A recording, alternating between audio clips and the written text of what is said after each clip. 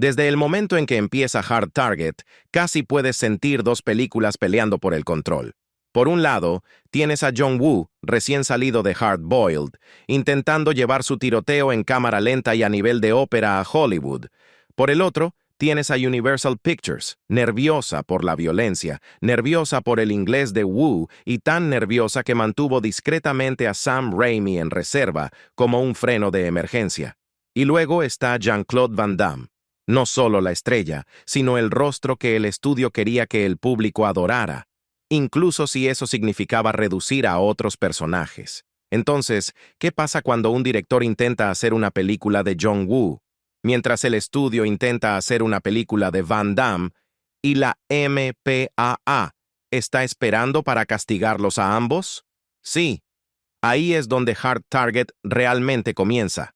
John Woo estuvo a punto de ser reemplazado antes de que comenzara el rodaje, antes de que se disparara una sola bala o que un solo mullet se agitara con el viento. Universal Pictures ya tenía un plan de respaldo: Sam Raimi.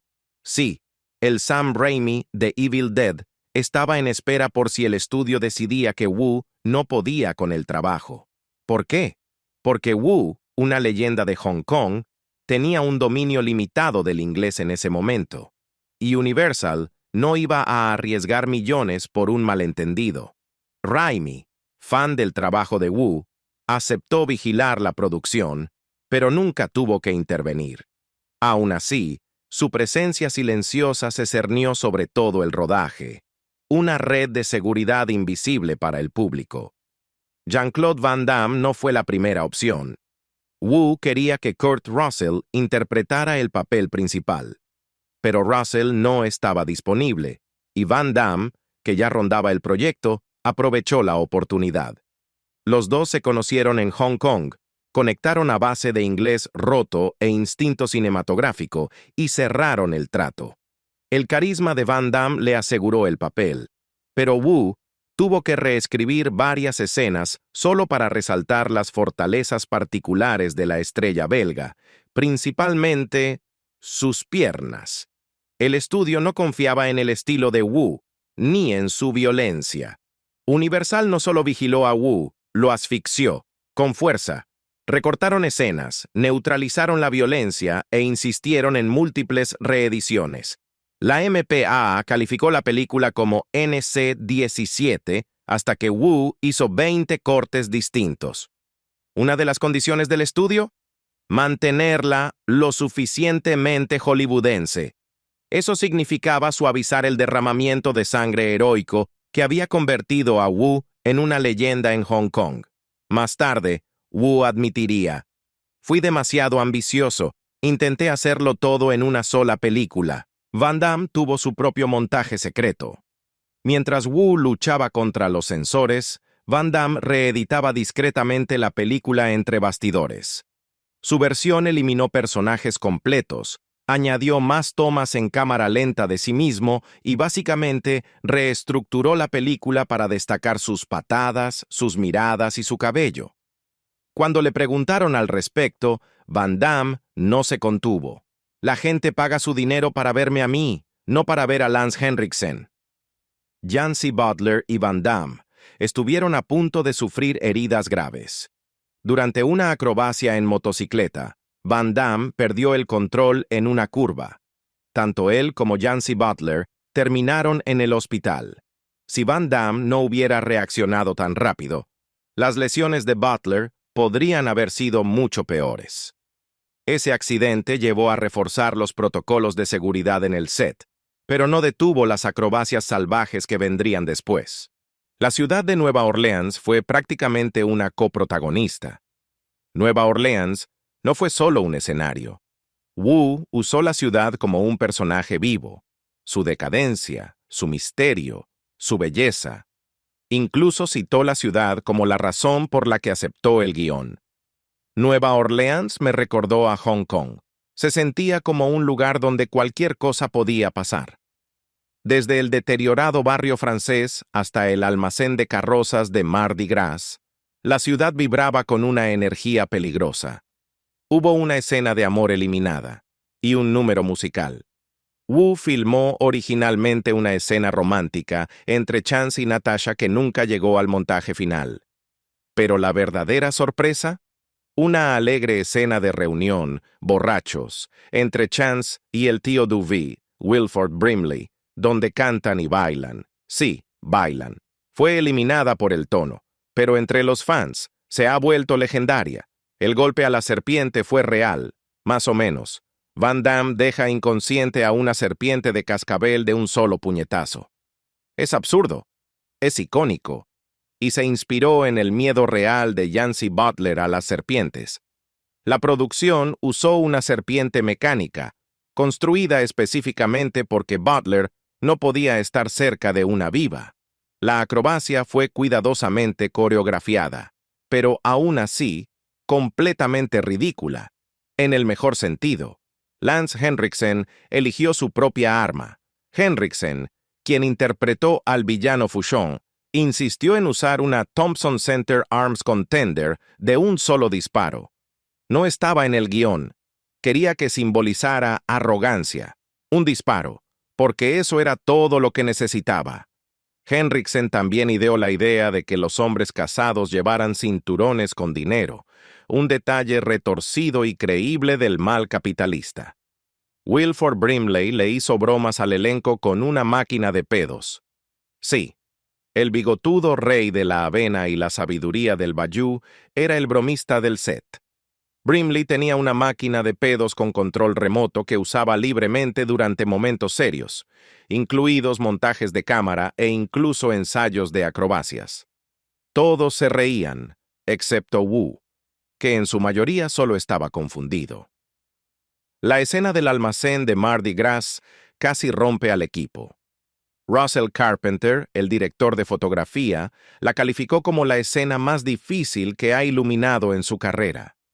Las formas de las carrozas, las sombras extrañas, múltiples cámaras en movimiento, combinadas con la exigencia de Wu de tomas largas y cobertura desde varios ángulos, convirtieron la secuencia en una pesadilla técnica. Más tarde, Carpenter diría, fue caos, pero un caos hermoso. El estudio perdió la fe en Wu a mitad de la producción. A pesar de haber contratado a Wu, Universal cuestionó constantemente sus métodos. James Jacks, uno de los productores, recordó que Wu no era la persona más poderosa en el set, pero sí era sin duda la más respetada. La creciente influencia de Van Damme solo complicó más las cosas. El mulet de Jean-Claude fue protegido como un tesoro nacional. Era real, era glorioso, y tenía sus propias reglas. El equipo de peluquería lo cuidaba como si fuera un bonsái valioso. El plano inicial de Van Damme en la película, su mulet. Wu insistió en encuadrarlo con reverencia. Con los años, ese peinado se ha convertido en una leyenda de Internet y en un símbolo del exceso del cine de acción de los años 90. El infame Wu Wu Chu Chu nació en este set. Debido a la cantidad de disparos dirigidos directamente a la cámara, el equipo construyó un escudo de plexiglas a prueba de balas para las cámaras sobre dolly. Estos dispositivos móviles, que atravesaban explosiones y fuego, se ganaron el apodo de Wu Wu Chu Chu. Era ridículo, pero totalmente serio. Existen al menos 3 versiones de la película. El corte estrenado en cines en Estados Unidos, el corte internacional sin censura, y la mítica versión de 116 minutos, un bootleg de un primer work print con el código de tiempo quemado en la imagen. Wu ha reconocido la existencia de este montaje largo y ha admitido que lo prefiere, pero el estudio nunca lo lanzó de forma oficial. Universal fue el primer estudio de Hollywood en respaldar a un director asiático. Hard Target marcó un hito. Fue la primera vez que un gran estudio estadounidense estrenó una película dirigida por un cineasta asiático. Eso no significó que Wu tuviera libertad creativa total, pero abrió una puerta que otros directores cruzarían más tarde. La historia casi se volvió ciencia ficción. Antes de Hard Target, a Wu le ofrecieron el guión de Face Off, pero lo rechazó. En ese momento no se sentía preparado para el género de ciencia ficción. Irónicamente, años después acabaría dirigiéndola, y se convertiría en su película estadounidense más icónica. Arnold Vosloo tiene sentimientos fuertes sobre su coprotagonista. Vosloo, quien interpretó al brazo derecho de Fushon, elogió a Woo y a Henriksen. Pero cuando le preguntaron por Van Damme, respondió: "No tengo nada bueno que decir". Esa tensión nunca se notó en pantalla, pero detrás de cámaras los egos chocaban. La película fue destrozada por la crítica, pero no por el público. Los críticos atacaron la actuación de Van Damme, se burlaron de la trama y se quejaron de la violencia. Pero al público no le importó. La película recaudó $74 millones en todo el mundo y se convirtió en un éxito en VHS. Los fans de Van Damme obtuvieron exactamente lo que buscaban. Casi hubo una secuela, con un giro oscuro. En los primeros borradores de Hard Target 2, Van Damme iba a regresar como un Chance Boudreaux más viejo y cínico, convertido en villano y organizando sus propias cacerías humanas. Esa versión se descartó. Lo que llegó en 2016 fue un reboot protagonizado por Scott Adkins. El verdadero villano no estaba en pantalla, era la interferencia del estudio. Aunque Lance Henriksen y Arnold Vosloo fueron aterradores como psicópatas cazadores de hombres, la mayor amenaza para Hard Target pudo haber sido la propia Universal. Desde contratar a un director de respaldo hasta forzar 20 cortes y chocar con el estilo de Woo, el estudio nunca confió del todo en la película que había aprobado. John Woo admitiría después: "Compraron una película de John Woo, pero querían una película de acción estadounidense. Llevó tiempo encontrarnos a mitad de camino". El ego de Jean-Claude Van Damme dominó la postproducción. Una vez terminado el rodaje, Van Damme presionó para tener más primeros planos, más diálogos y más tomas heroicas. Varios personajes secundarios vieron reducido drásticamente su tiempo en pantalla. El equipo se refería a esta versión como el corte Van Damme, aunque nunca se lanzó oficialmente. ¿La justificación de Van Damme? "Yo soy la estrella. Eso es lo que la gente paga por ver". Yancy Butler desapareció tras un debut prometedor. Su actuación como Natasha fue lo bastante sólida como para conseguirle más papeles en filmes de acción como Drop Zone y Witchblade. Pero en los años 2000, Butler prácticamente desapareció de las grandes producciones. Detrás de cámaras, luchó contra la adicción y problemas legales. Tras múltiples arrestos entre 2003 y 2007, buscó tratamiento en silencio. En 2024, Butler ha regresado a pequeños papeles en televisión y trabajos de voz, reconstruyendo su carrera con una resiliencia sorprendente. Wilford Brimley se alejó a caballo de una explosión. Y le encantó. No fue un doble. Brimley, entonces a finales de sus 50, insistió en hacer él mismo la escena de escape a caballo. Cuando la explosión estalló detrás de él, su único comentario fue: "Eso sí que te despierta por la mañana". La escena, muy compartida en Internet, sigue siendo uno de los momentos más meméticos de todo el catálogo de Woo. La carrera de Arnold Vosloo se disparó tras la película y luego se estrelló. Después de Hard Target, Vosloo protagonizó The Mummy y su secuela, convirtiéndose en un rostro reconocible del cine de acción y terror. Pero a mediados de los 2000, su carrera se estancó. Fue muy franco sobre su experiencia en Hard Target, elogiando a Woo, pero criticando a Van Damme. Sin llegar a estar en una lista negra, admite en entrevistas recientes que Hollywood siguió adelante y los papeles se agotaron.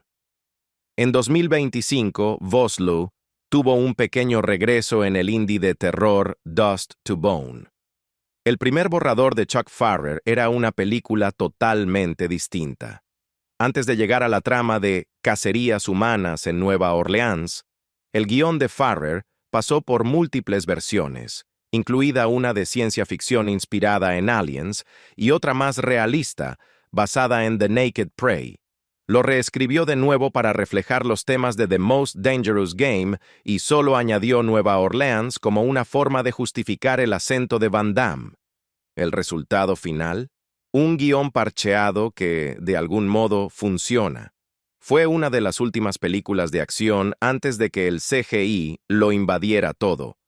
Hard Target es una carta de amor a las acrobacias prácticas, explosiones reales, fuego real, peligro real. El director de fotografía Russell Carpenter tuvo que crear escudos antibalas personalizados solo para sobrevivir al rodaje. Los grandes blockbusters actuales, cargados de pantallas verdes, rara vez igualan esa autenticidad áspera. Ver Hard Target hoy se siente como una despedida de una era más salvaje y arriesgada.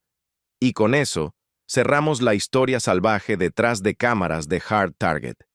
Entre montajes secretos y batallas con el estudio, puñetazos a serpientes y magia de Mulet, esta película es mucho más que otro filme de acción de los 90. Es una cápsula del tiempo de caos, ego y pura ambición cinematográfica. ¿Y tú qué opinas? ¿Alguno de estos datos te sorprendió? ¿Crees que Hard Target merece más reconocimiento hoy? ¿Y debería por fin ver la luz el corte original de John Woo? Déjanos tu opinión en los comentarios y si disfrutaste este recorrido, no olvides darle like, compartir y suscribirte para más historias de los rincones más extraños de la historia del cine.